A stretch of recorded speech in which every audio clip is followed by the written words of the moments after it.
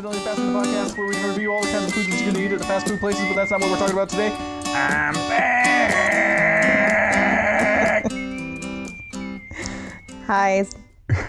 This is Accidentally Fasting. Hi. Sorry, Hey, I everybody. can't beat that intro, so I had nothing to say after that. I know, it was a showstopper. Literally.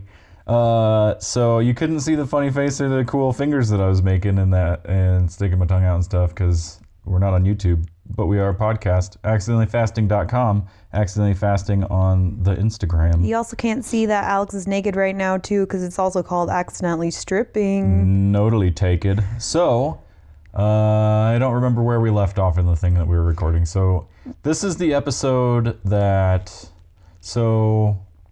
it's a weird little found thing episode. I'm going to cut that out because that was dumb. Maybe not. We should leave it. Welcome to the segment, How to Fuck Up Your Podcast on a Regular Basis, episode 3. This is the first weird little found thing episode. Yeah.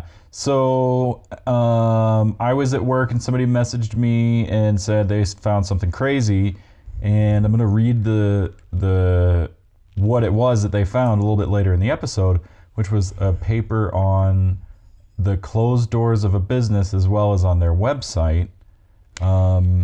Yeah, it's like a APA formatted 20-page, PDF form or document about the history of this business, which is called Post Parcel Plus. Plus. Oh, every time I hear it, It's it sounds like fucking hard to say. postpartum depression. Like, I don't know. You've been postpartum depressed from your mail or whatever. Yeah. Postpartum from it. But yeah, it's just describing, the history, all the drama that ensued. There's conspiracies going on. There's money embezzlement. There's some weird relationships with people going on. I mean, it was pretty dramatic. Yeah, and we recorded the reading of this paper because it's so long and it gets kind of dry, but we recorded it the other day and we were going to do a little bit more research on the business's own website and some other pages, Yelp and Google and stuff. So the Yelp page is still up for one of the buildings. I guess there were a couple sites or whatever you'd call it, but building physical locations, sites. But their website's down. So the document that I'm going to read, was posted on their door publicly and on their website, which used to be parcelpostplus.net, but now that redirects to a Boost mobile page for some reason. So I don't know why that happens. What's their slogan? Boost Mobile? Get into it? I don't know. No, isn't it where Slam into a Boost isn't mobile. It where you, oh, yeah. Isn't it like where you at or something? Or what is it? Where you at, dog? No. That was an Aqua Teen episode.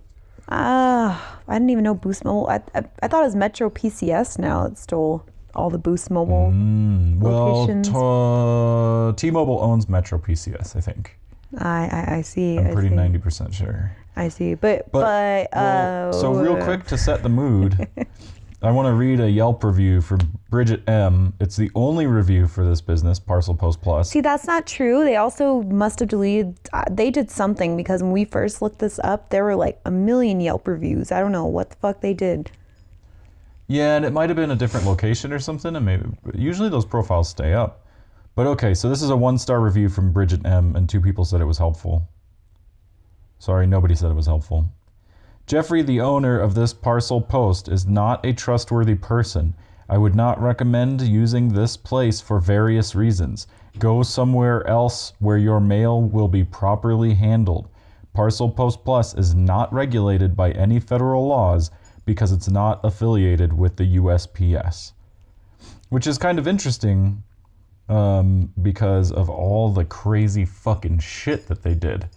Like, allegedly, though. Allegedly, yeah. It is just a piece of paper. Seemed like that a was very on the door. wholesome family place, in my opinion. Yeah, I'd never been. Actually, I had been. So, yeah, but... You explained that. I Yeah. thought. So, yeah. I don't know. I just think that we should kind of talk about a little bit of this before we go into reading it. Because it's fucking crazy. And So when was it established? 2002? Yes. Just kidding, I totally made that up. So no, because 9/11 Well, there were some comments in the document about 9/11.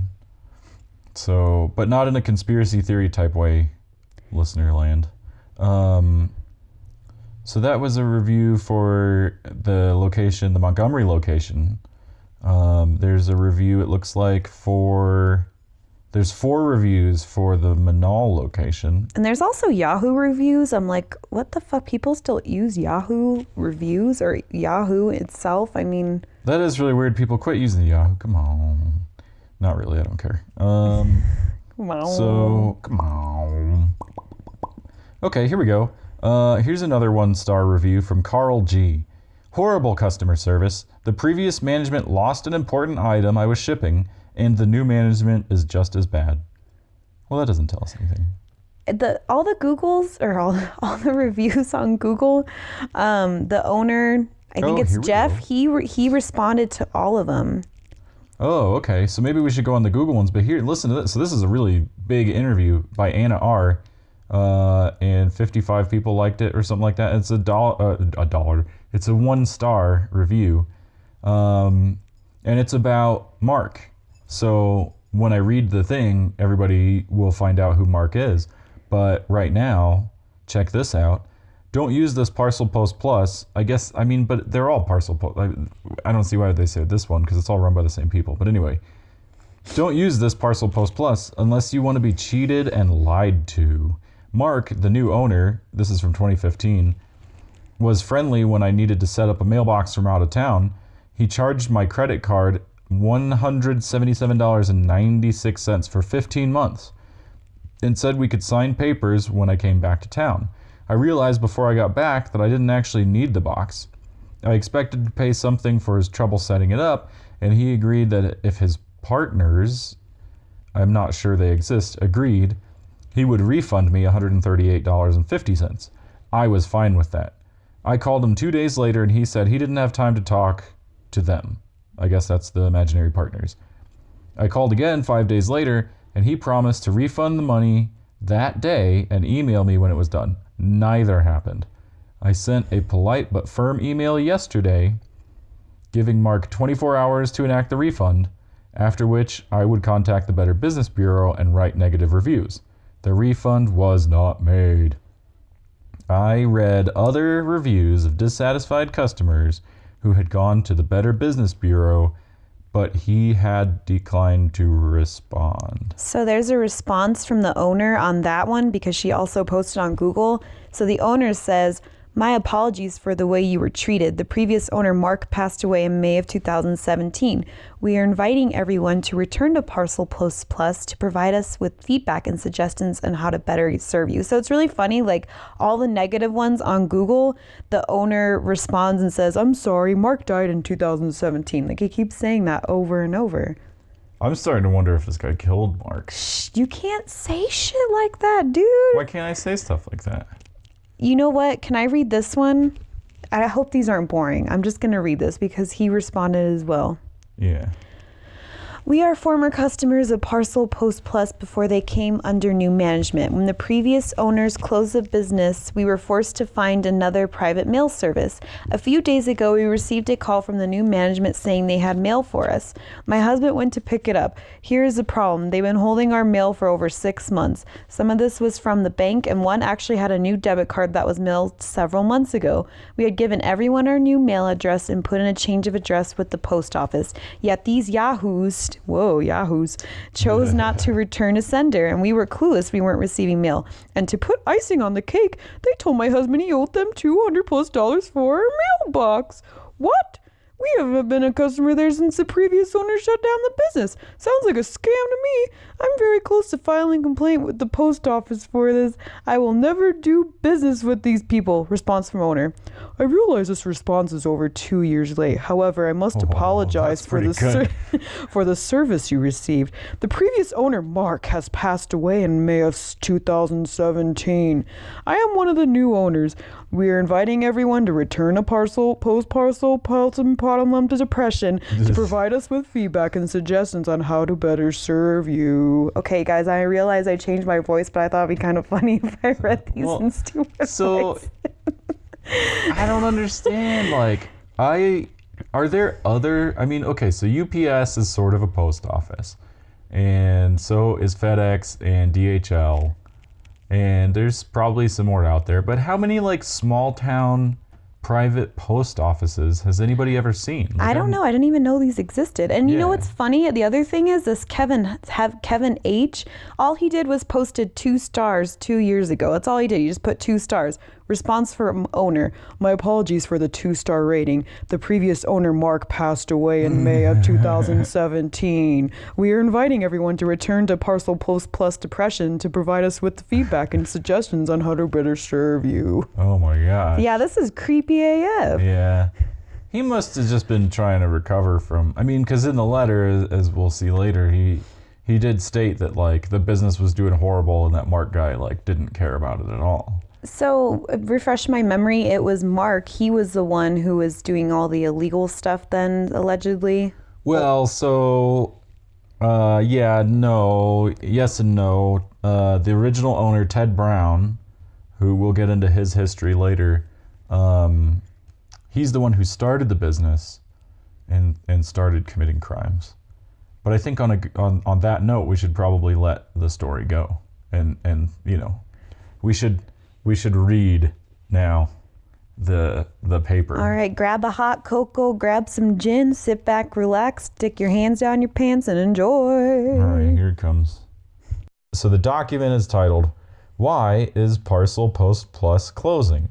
Okay, well, history of Parcel Post Plus. Wow, that's sure a little mouthful right It there. is. It's horrible. I don't get why they didn't, but you know, whatever. We'll find out why they didn't give it a better name in a little bit, I have a feeling. Okay, Parcel Post Plus mainly deals with mail receiving, shipping packages out, and packing items. Many independent pack and ship small businesses are out of business because mail is a dying industry. But with internet package drop-offs, there's a lot of work, but not much profit. And so just so you guys know, I'm reading this exactly how it's written. This is somebody else wrote this. I'll credit them at the end, but I'm not adding any salt or pepper to this document. So this type of business is good for a married couple where the husband can work 4 days a week and the wife can take care of the children and work 3 days a week. Why Sounds that really is. nice. Yeah, sounds super hardy. I don't know why you would have to work, whatever. Other businesses that are like PPP also sell cell phone plans, motor vehicle documentation, insurance, gift cards, and other small ticket item to produce revenue. And that's it. Small ticket item. Sick. In this business, mailbox rental is extremely important because it is supposed to pay for fixed expenses such as rent, internet, telephone, light bill, and supplies. PPP has to close, and you will soon find out the reasons why. This is where it gets juicy. Oh my All right. gosh. So this section is titled The History of Ted Brown. So is Ted Brown the one who wrote this? No. Oh my And you'll god. find out why. Okay, this is the history of Ted Brown. Ted Brown was Is he related to Ted Cruz? Oh, okay. No, Sorry, I'm pretty interrupted. sure those are totally different last Okay, names. okay. I jumped the gun. Sorry. Not all Teds are related. Not all Teds are related? Yeah. Oh, color me shocked. Teddy Roosevelt begged to differ. Okay. Okay, sorry. All right. History of Ted Brown. Ted Brown was a former owner of Parcel Post Plus. According to people that knew him, he had an anti-government philosophy that did not believe that the 16th Amendment to the U.S. Constitution concerning income tax was properly ratified. Oh. Instead of leaving the country for political reasons, he stayed in the USA and associated with others of like mind. He created limited liability corporations, LLCs, that were fraudulent and were untraceable to creditors, governments, and lawyers. So right there, Ted Brown's a nasty dude. But that's not all. Before 9/11/2001, he was able to obtain birth certificates, IDs, and social security numbers from deceased individuals or the elderly. Since the state of New Mexico was the only state out of 50, I don't know if that's a fact, that's just what this guy's saying, to allow anonymous LLCs to be created and operated, he established many shell corporations. Once he obtained all the identity documents and the anonymous New Mexico LLC, he was able to request an EIN, which I believe is an employer identification number, for federal tax purposes. With the EIN, he was able to set up a business bank account with checks and debit cards. Are there some footnotes like with citations on this shit? Is this an APA format or what is this? No, this is some crazy dude. Is it in Comic Sans Actually, MS? I don't know if the guy who wrote this is crazy at all. I have no clue who he is. Is it in Comic Sans MS? No, it's totally in Times New Roman. Oh, okay, lame. Yeah, but it's a PDF. To his credit, it's not just a Word doc. Oh, good for him. It's a PDF. It's hard to edit those things. Yeah. So at that time, okay, hold on. So with the EIN, he was able to set up a business bank account with checks and debit cards. At that time, he would request a secondary debit card that was attached to the primary card, but without giving a social security number for the secondary debit card. He would then package the information, quietly advertise and sell each one for $2,000 to $3,000 cash. His scope was nationwide. In the salesmen of like mind, they promoted the scam in multiple states. Okay. The family of deceased victim, we're getting cheesy now. The family of the deceased victim or the elderly victim never knew that they had been scammed because all of the mail ended up at mailboxes at Parcel Post Plus. This is like some Tarantino level, Coen brother level shit right here. Like, okay, so Ted's history gets more interesting. With the inefficiency of the Internal Revenue Service, it would take around 5 years for them to start their investigation, and the rule of thumb was to pay another $3,000 every 4 years to get another new fraudulent LLC and then drop the old one. Okay, so that was a little bit confusing, but I think what he's saying is the IRS would take 5 years to start, but the criminals would start a new LLC. Ted Brown would start a new LLC every 4 years or something like that, so stay ahead of the curve or whatever. When the IRS would snoop around, they would find a dead end with a deceased individual or someone in a nursing home. If they asked Ted Brown what he knew, he could just lie and say he just rented boxes to people and had no knowledge of any crime. That's pretty crazy because I feel like once they come to him the first time, they should know the second time that he's bullshitting the fuck out of the IRS. But let's go on. Okay, where was I? The people that purchased his LLCs had the New Mexico state law on LLCs to protect them, a dead end with a deceased or elderly victim that had no idea of what was happening. Did he just repeat himself completely? Sort of. Okay. I think he's summarizing the whole paragraph. Okay. A slow IRS to come after them and a legitimate mailbox address to receive mail. Yeah, so this guy was just summarizing everything he said right there. So he's not the best writer, but we'll find out about him later. So let's see. Some of the businesses using fraudulent LLC were legitimate, mainly consulting. Some were evil. One LLC that was sold was used to cash an insurance check of over $80,000 that should have gone to another person. One LLC was used to defraud children of a family trust when their parents died. The owner of the LLC would present themselves as a financial advisor and would set up a family trust with the appearance of a fiduciary responsibility. When the parents died, the fraudster would clear out the house, sell the furniture, deposit the check into the LLC from another dead person, remove the money in cash from the ATM, and make off with the ill-gotten gains. So this is some pretty serious stuff we're getting into. Wow. And what year was this written? Oh boy. Well, the guy wrote it this year because the business just closed. Oh, it just closed. Yeah. Okay. Yeah. This is fresh. So I'll explain. Okay, I guess I should. Well, we'll No, go it's on and okay, then I'll just explain read it. stuff. How many Okay. pages do you have left of this? We're about halfway there. Okay. All of these activities were evil and hurt those that needed help, but the illegal LLCs needed a legitimate physical address to receive mail, and it filled up the mailboxes and created an income stream that kept Parcel Post Plus running. That's a really hard thing to say. Mr. Ted Brown hired 2 women that worked at the store but presented themselves as owners. The front worked. As long as the mailboxes from the LLCs paid the bills and kept the store open, they could take the profit from the selling stamps, packing, etc. And this is that guy's comment. I'm sure they didn't pay tax on income either. I don't know if that's true. But I don't know who the ladies are. Then Ted Brown died. The gravy train stopped. No. And most of his illegal LLCs fled the mailboxes, and therefore there was no revenue to support the business. Like cockroaches seeing the light of day, they no longer had a rock to hide under. And so the two women were in the process of closing the store when another anti-government individual came by. Mark. Alex Jones. No, this guy's name is Mark. Oh. And this section is titled The History of Mark Barent. Oh my gosh. Yeah. So Is he related to Mark Wahlberg? Or? I think it's, Mark Barent.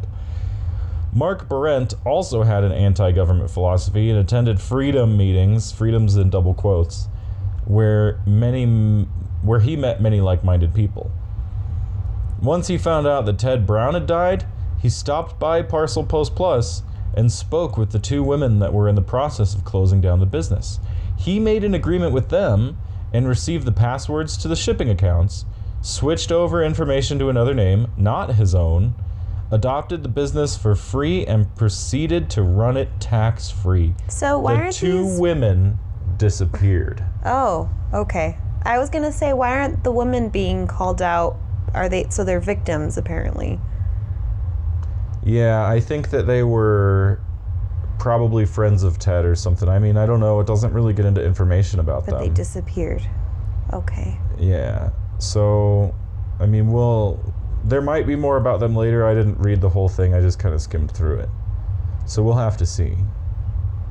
So the two women disappeared.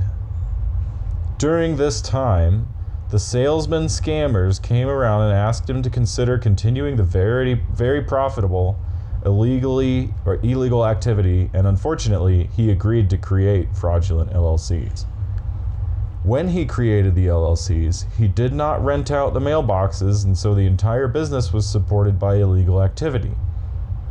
So it sounds like Mark made a mistake, whereas Ted would rent out the mailboxes, Mark wouldn't. I don't know. He didn't know, maybe. So once again, Mark received payment for LLCs in cash, but did not fill up the mailboxes with the LLC companies, and thus no ongoing income to support the business. A mutual acquaintance introduced me, the guy writing this, to Mark. And since I needed a mailbox, he established one for me. And I have a feeling that that's not really why this guy got involved in this business. Just from the sound of how much he knows about this. Over a period of time, I got to superficially know Mark and discussed health treatments with him. We even went on vacation together with other people. But when we went on vacation, all he wanted to do was sleep, so I figured out that working at Parcel Post Plus was very demanding. Maybe, maybe not. Okay. Mark worked here for 3 years, and his personality changed over the time that I knew him. Around 6 months before his death at 52, What? I noticed that he was short-tempered and angry due to stress, but I did not realize that it would cause him his early death. Here's where we get kind of juicy. He mentioned that he thought the government was bugging Parcel Post Plus, and that all of our conversations were being taped. I knew something was wrong with his thought process because he became very paranoid. When people wanted a job, he would reject them because he thought they were government agents. Government is in double quotes.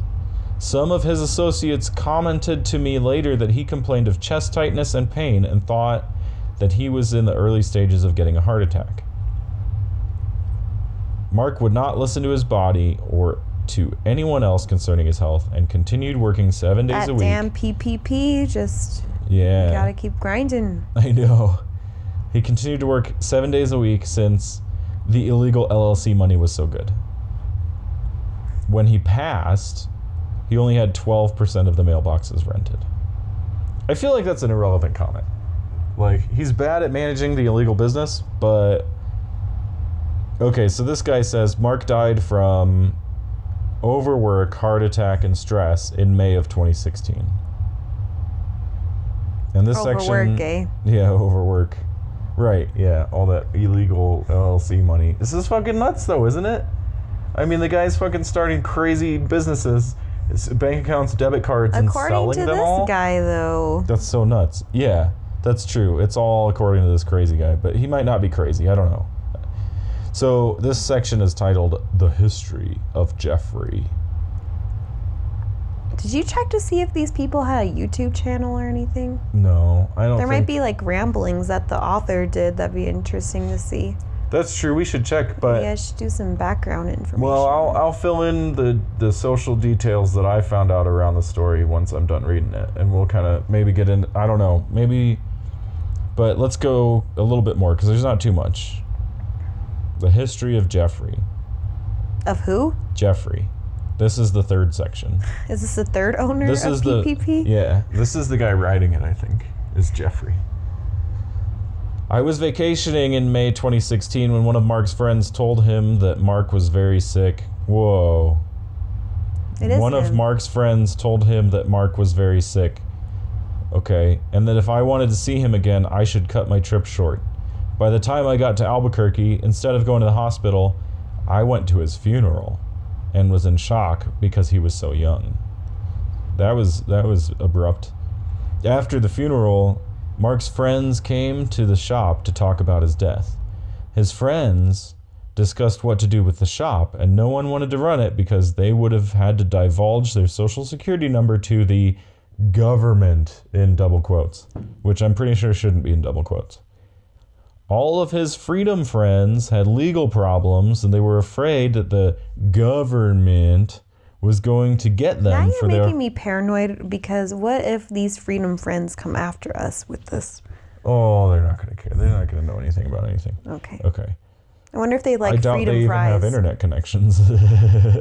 Okay, so all of the freedom friends had legal problems, and they were afraid that the government was going to get them for their failure to pay taxes, failure to pay child support, failure to contact the state taxing authorities, etc. They all stood around and chatted, but didn't exert any energy to help customers that were still coming in. Mark's daughter and I stayed at the shop to help customers with their mailing, cleaned up the shop, and kept the doors open. We decided to close the business, and I stayed around to help her. Every time we started a new project, we had to stop because of customers coming in for services. I don't understand what that means. That's a weird sentence. I don't understand what kind of projects they're going to start. I still don't understand what this business is. Yeah, and I don't understand how people keep getting this business even though they're just like random people. Like this guy was on vacation. Maybe they had free Wi-Fi and free like a Jiffy Lube type place where you get some popcorn and some soda pop and whatever else. A nice family place to go to. Well, I can tell you that they didn't. Okay. But I'll tell you why later. Okay, so where are we? So every time we started a new project, blah, blah, blah, we wondered if closing a very active business was wise. She stayed open for another 2 weeks and then drifted off as She she just needed refer to... the business as she? Like it's a boat or something? Sorry, I misread that. Yes, the boat. She the drifted SS off. Parcel Plus of the Pacific. Please. She stayed for another 2 weeks, the daughter, and then drifted off as needed to support herself after the death of her father, who is Mark. Eventually, the friends of Mark that kept talking about the shop stopped coming to the shop, and by default, I became the new owner of a very busy little business. And I'm not sure how that works. I don't think you just walk into a business and you own it all of a sudden. Okay. I did not know about the illegal activities, sure, that the two previous owners had engaged in. For some reason, I don't believe that. No one knew except for the criminals that had been in cahoots with the previous owners. It was revealed to me bit by bit by lawyers, IRS agents, subpoenas, and customers. It took around 5 months for me to learn the inventory, computer, and financial systems that were in use at Parcel Post Plus. Microsoft Access. Yeah, probably. Well, Yeah, I don't. Oh, okay. Yeah. Okay, yeah. Since Mark made the bulk of his money off the illegal creation of LLCs, I had to backtrack what I could of his scant financial records. Okay, so it's written, I had to backtrack what I could of with, okay, anyway. Immediately bills were due, which I paid for out of my own personal funds, a cost of getting a business for free. Now, I disagree with that because he's just kind of like, I walked in the door and owned the business, and I don't think that's the way that works. So running the business took over 75 hours a week, and I was now working 7 days straight with no breaks. So he was doing illegal things then, basically? Well, it doesn't say that yet. Okay. Slowly, the business started to make money, but the income went directly to bills, rent first. I prepaid rent so that the business could stay open, and at one time was 7 weeks ahead. I don't think you pay weekly rent, but I've also never owned this PPP. business. So around that time, I asked his teenage daughter if she would want to legally be my business partner. Teenage daughter? That's what it That says. sounds like... It could be 18, 19. Probably But still, like... would they know anything about owning a business? Sounds like this guy doesn't. I asked the teenage daughter if she would want to legally be my business partner, as I was unable to run the store by myself. So better ask. Which is why I took the two ladies before, and he's trying to do it by himself or something like that. So she was unable to do so as the business didn't make any money and she needed to eat, live in an apartment, and survive, which is kind of what you want out of a business, I guess. She had to drop out of college, and unfortunately she lost an entire semester as her father died during finals week. Which I'm not sure that's the way it works, but I'm pretty sure, don't you get like deferred finals or whatever if you have a death in the family? Yeah, I don't know. Oh, yeah, it could have been anything. See. And who knows if this guy's, yeah. So she also did not know of the illegal activities that had taken place here at Parcel Post Plus. So I continued the business on my own with the hope of being able to turn a profit, support her through school, and run an efficient, legal, and ethical business. This is Jeffrey's history. And for some reason, there's a lot more of Jeffrey's history than anybody else's. I'm assuming it's because he wrote the stupid thing. But we're getting there. Jeffrey with one F, or how many Fs are we talking about? Jeffrey with one F? No, he's got two Fs. He's got all the Fs. Okay, so we might be getting into the boring part, but we'll get back into the good part, and maybe I'll skip ahead if it sounds stupid. You should probably skip over it, because this is really long. Well, now he's introducing people. Okay, so I feel like I can't skip anything. The demands of the business were so great that I asked a friend of 4 years to consider working and being a business partner with me at Parcel Post Plus.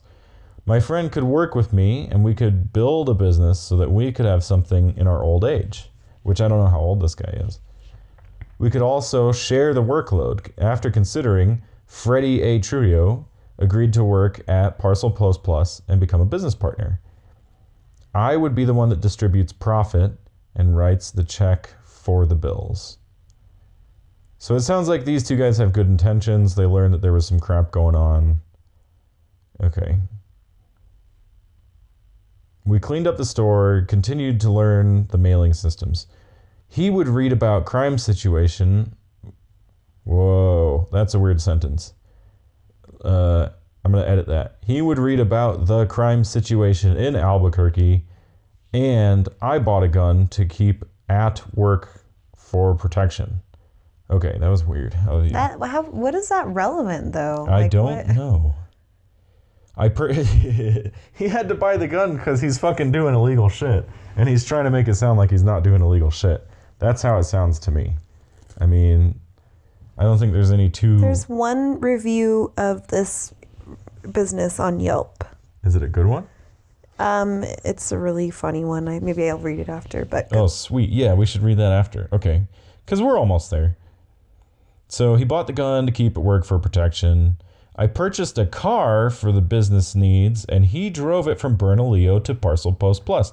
Now, Bernalillo, I don't know where Parcel Post Plus is or was. Mm-hmm. I think it's somewhere in Rio Rancho, which is northwest of Albuquerque. It looks like there were a couple locations, actually. Right, and so Yeah.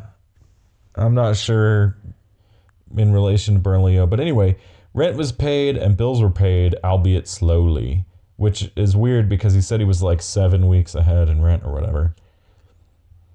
My business partner wanted to hire his mother for odd jobs around the business.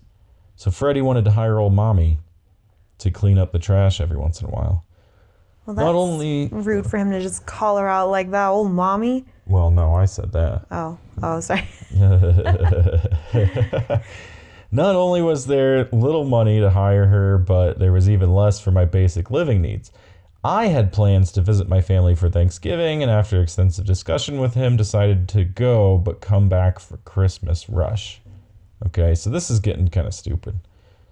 Unbeknownst to me, during that period, my business partner hired his mother and started to embezzle money from Parcel Post Plus. So now Freddie's guilty of embezzling somehow. Well, accused. Yeah, this is all alleged. Yeah, none of this is. I'm taking this as just a story I found on the internet, even though places actually existed possibly. I would call the shop to see if any questions needed to be answered, any procedure needed to be explained, or any bills that were not paid needed my attention. I would receive the same typical answer. There's nothing to worry about. Everything is fine. The extensive discussion ceased, and one-sentence answers prevailed. I started wondering and decided to cut short my trip and arrived unannounced. It was Tuesday. I found the store closed. Got the PPP going up Triple on a P, Tuesday. Piners, Pivens, and Pives. I reopened and made a little bit for the rent. He showed up the next day. I think he's Freddie. Was nervous and left early because of his high blood pressure. Why does he keep bringing up people's medical conditions? I don't know. It's so crazy. He's like, I don't know, whatever, Next dude. he's going to say one of the chicks that worked there had really bad menstrual cramps. Like, Oh, wait. We're about to get into... We sat through that horrible boringness because it's about to get juicy again. He worked just a few days and then left work with the car and the gun on the 19th of December. It doesn't say what year. During the busiest season of the year and didn't return again. Who didn't? I think that's Freddie. Okay. He walked out of the store with customers waiting, exclamation mark. This is the first exclamation of the whole thing. He stole a gun and a car. On his way home from fleeing from Parcel Post Plus, he stopped by a bank and claimed fraud on the business account, and I was not able to make any withdrawals or write checks to pay bills, but deposits were accepted. That's good. So he then used a cell phone payment service called Square. Whoa, that's cool. To siphon off the revenue and the sales tax from the state. So I don't know how he did that. He stole the sales tax from the state of New Mexico, exclamation number 2. Once a customer paid, but before it was deposited into the bank account, he would transfer it to his personal account. So maybe they were using Square and he just changed the account or something like that it was going to. Because I don't think he was that fast-fingered to whatever he was doing. Anyway, no customer's information was stolen. That's in the parentheses. To correct all of this mess took many hours away from serving my customers. In typical New Mexico fashion, his motto was, "Why work when you can steal?" I don't know if that's true. That's probably not factual, but, we'll go with it. So Freddie's motto is, "Why work when you can steal?" And that's kind of lame that this guy said in typical New Mexico fashion. Yeah, that's like, fuck this guy. Okay, so I don't like him. I immediately went into debt to keep the business going and had to struggle even more over the next 11 months until Christmas came around. So I feel like this guy just walked into the door. It's like Wild West old school shit. He walked into the door, the guy died, and he was like, well, I run the business now. And then he's just sitting there for no reason, all dedicated to this business. I bet this guy was doing all kinds of illegal shit. During the next 11 months, I also found out that Freddie A. Trujillo was creating LLCs at home for customers on the sly and pocketing the money. An expert that I consulted said that his LLCs were not valid, but not criminal. In other words, he didn't know what he was doing and the purchaser lost his money. Along with the LLCs Freddie had made agreements to sell marijuana concentrate drops in little bottles. I stopped all that when I found out about it. The marijuana salesman threatened to beat me up because I wouldn't sell his product, and he said that I owed him money even though Freddie had secretly made an agreement with him. So I don't know who... That guy's a mystery guy. So who knows what happened there. Then Parcel Post Plus was visited by agents of the Internal Revenue Service. They came over more than 5 times and discuss certain people and specific boxes. Once I was served by the government and had to produce information that I had. Mark Barrett and Ted Brown left very little information, but I still had to produce it. Once the Albuquerque IRS office realized that I was cooperating, I got served by the IRS office in California.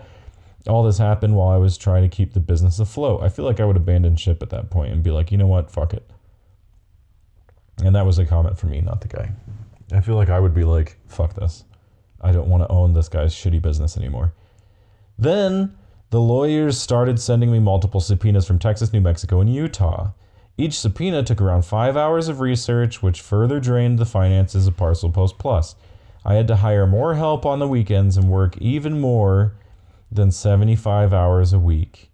To top it off, the lawyers were really chintzy with paying me anything for my time to produce information for them.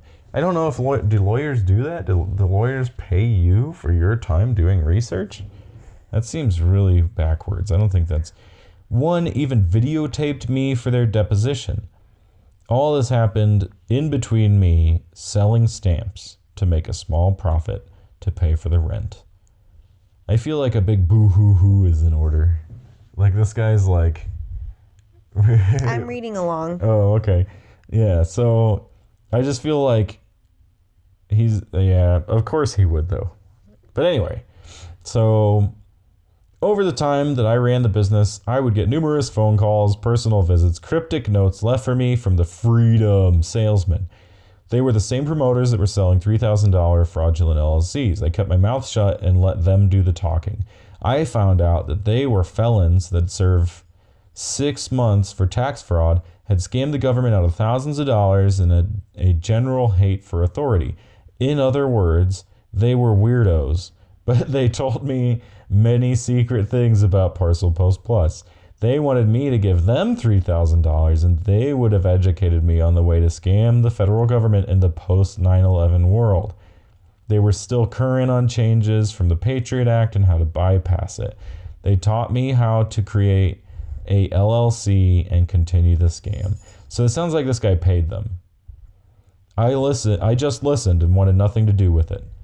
The Freedom people were so cheap that they refused to take me out to eat to discuss the details. Aw, they wouldn't take them to the Golden Corral. That's not nice. One way that I got a meal out of them was to say that Mark thought the building was bugged by the government and it would be best to discuss illegal activity at a restaurant.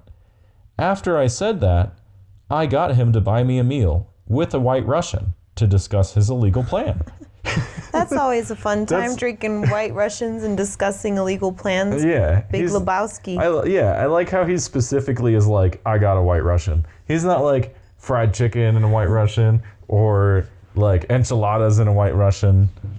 It's just, I got the illegal plan. It was another piece of the mystery about Parcel Post Plus.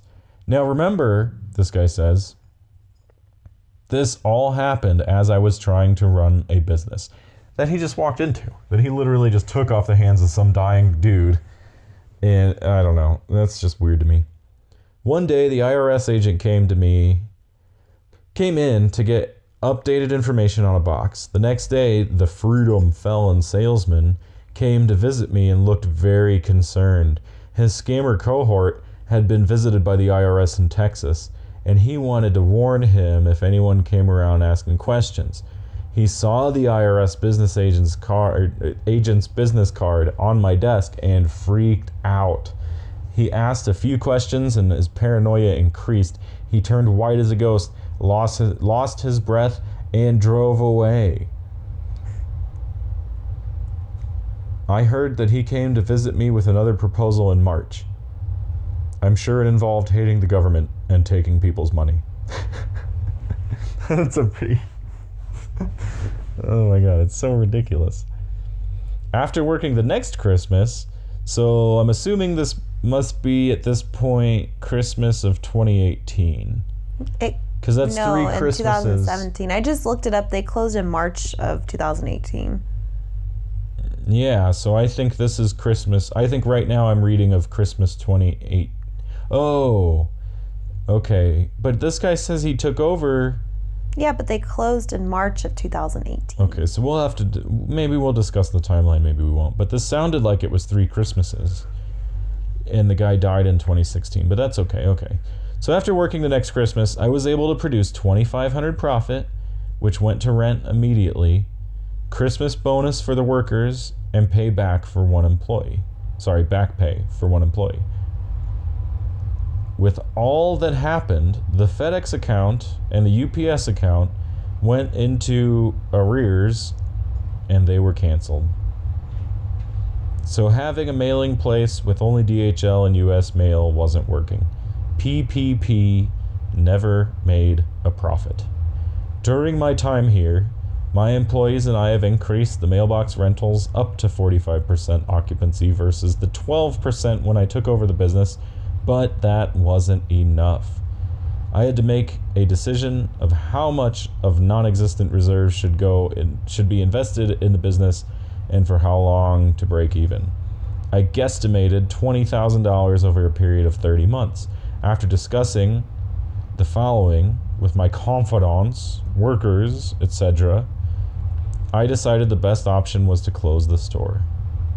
Mark's daughter has now obtained full-time employment and is no longer a teenager. My moral obligation to my deceased friend is now finished. What pushed me over the top to make the decision to close Parcel Post Plus was that I started to have a tightness below my left nipple on either side of my rib.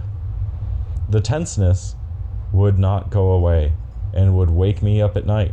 It lasted 5 months. Neither massage nor swimming would alleviate the problem. The left side is where the heart is located.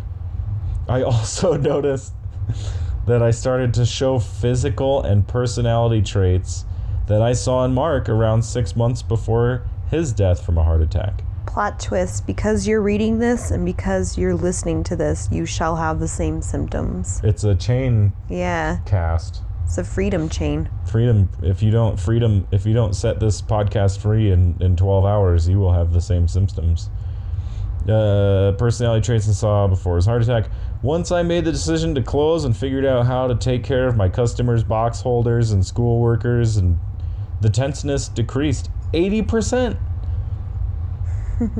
This business really needed to be shut down by the federal government after Ted Brown's death.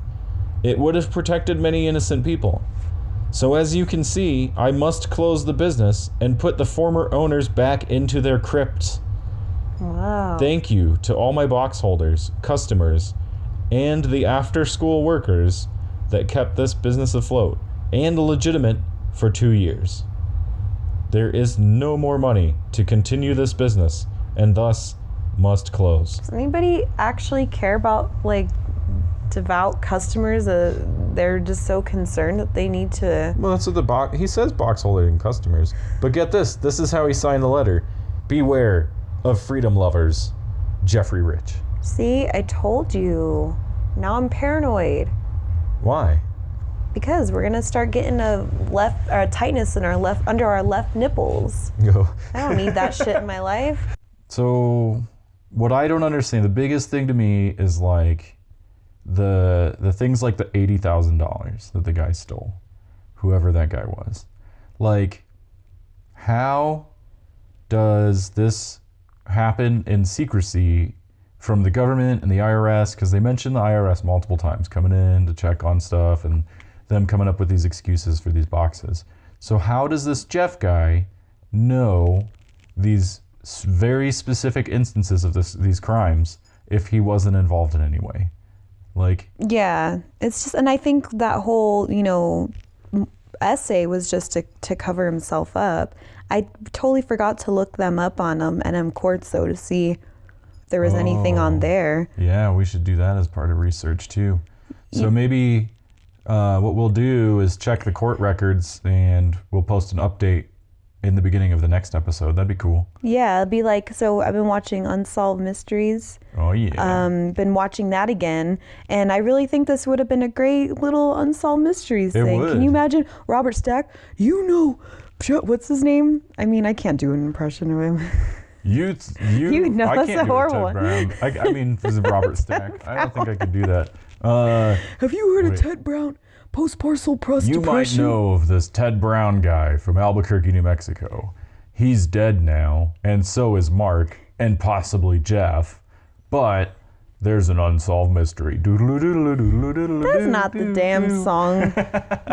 Yeah, you got to put in the cheesy drums and stuff. But if you know the whereabouts of Ted Brown, Well, Ted please Brown, call. we know his. Well, actually, so that's the other thing is like, I know Ted Brown's dead, but I mean, I don't know these people. I don't know this Mark guy. I don't know the Jeff guy, right? Or the other people mentioned. They could all be made up. Well, not only that, right? So they're already dealing with like fake IDs and misappropriated or whatever social security numbers. Like they could have totally made up their own names. I'm And sure then- Jeff ran away to Mexico. I think so. I don't know. Or he's just hanging out at the Golden Corral every day, typing away on his laptop. Does Golden Corral have Wi-Fi? Maybe he's a writer, and maybe this is like his way of getting like real world cred and stuff. You know, maybe he's like a journalist or something. He's like, I need a career change. I'm done with this mail bullshit. You know, but it just blows my mind that like, you know, that things disappeared too. Like how has this not been on the news, and why is nobody else talking about I it? think we have so many eccentric people here in Albuquerque that do weird shit like this all the time that it's just like a normal everyday thing, you know? That's true, yeah. I mean, well, it's I don't know pretty- about the creating of fake LLCs yeah. anonymously. I just mean like making a big old essay about shit. I mean, you see people on the, corner of Louisiana Manal yeah. handing you dissertations about Betty Crocker and stuff. Yeah. So Well, and the other thing is like, it's a fucking mail business. Like, in these, if two mailboxes are involved in a crime, how the fuck is nobody gonna investigate that shit? Like, who's the fucking idiot IRS guy or whatever it was that was investigating this? It was like, oh, you've had several criminal mailboxes reported in your business?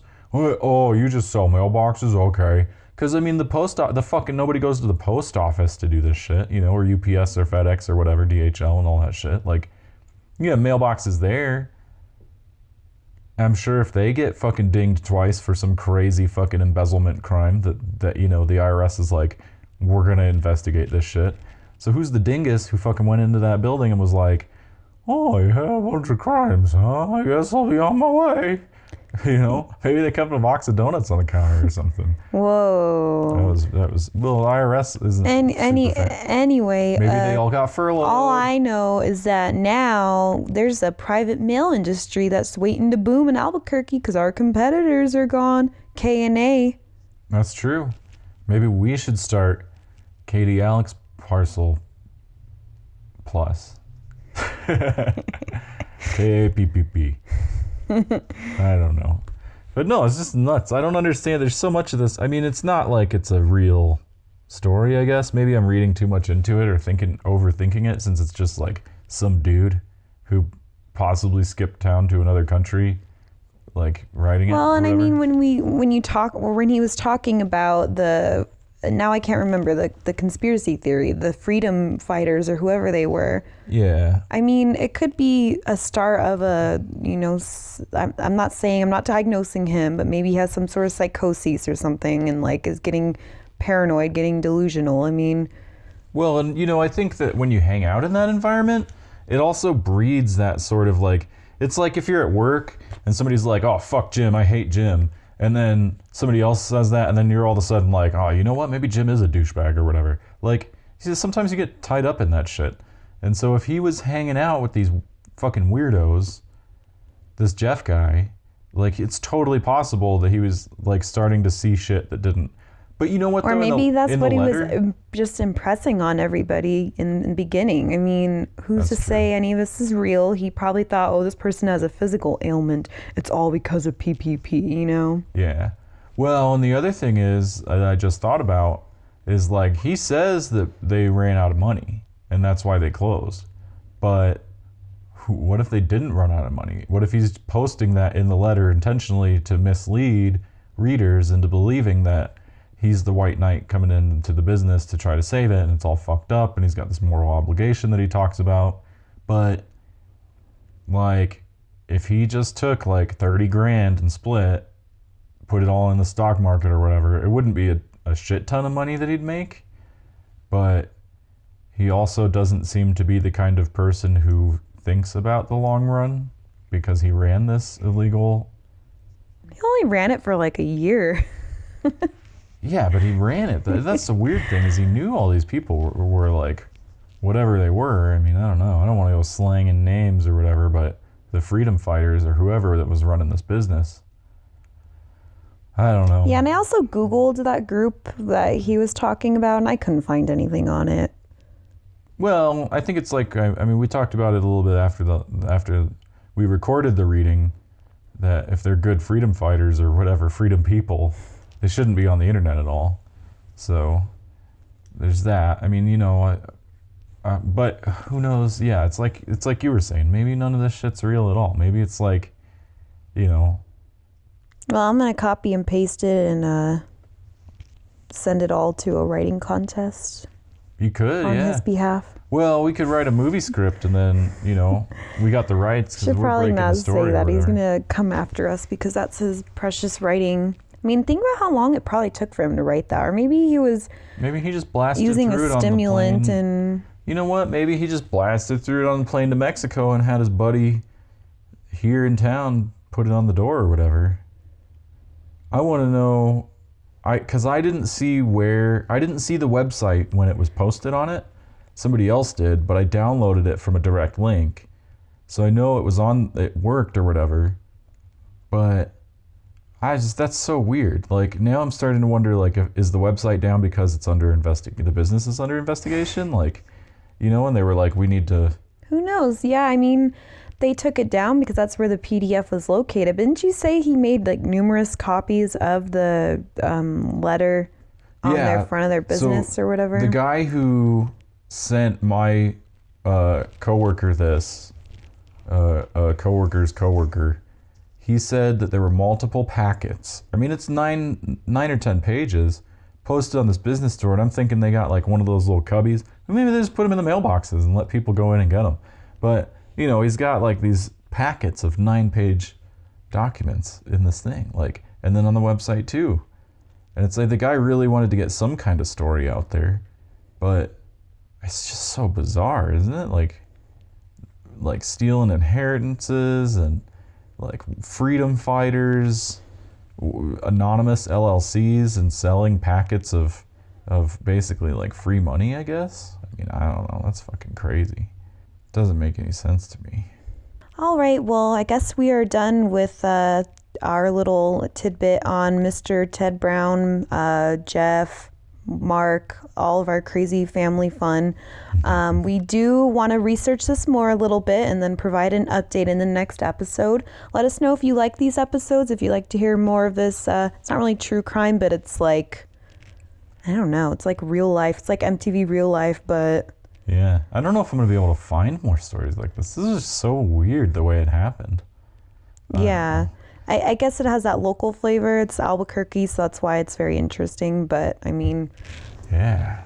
Well, I mean, hopefully we see it on the, like, maybe not national news, but, like, local news at some point or something. I don't know. But, yeah, we'll do some research into court cases involving these 4 guys in New Mexico. See what we can find. Let you know next episode. And unfortunately, we deleted our Facebook, so we can't look up their Facebooks. Maybe they got a Tinder. I don't know if any of them are going to have Facebooks, these freedom fighter folks. He might have an Instagram. Freedom fighter though. needs some love too, though. They might have a Plenty of Fish. Hey, if you guys are on OkCupid, Plenty of Fish, Tinder, any of those, and you see these freedom fighters, let us know. Yeah. And if you're on Bumble, Don't swipe up and down. up and down. I don't know how that. I've never been on a dating app before. Only Bumble is the woman has to approach you. Okay. Well, don't approach these. Do not approach these people if you see them on the street, if you hear them in the bathroom, or if you catch them in a movie theater. See, but I guess this freaking Jeff guy, or no, I'm sorry. Yes, Jeff. He's gonna, become a sex idol here in Albuquerque. I mean, he's a bad boy. The new Don Schrader. Yeah. Oh, yeah. And if you ain't knowing Don Schrader, then don't even ask. So there it is. Episode 3, The Tale of Ted Brown, the ballad Peace, love, what did I say? Peace, love, accidentally fasting, and death, and freedom fighting. Freedom.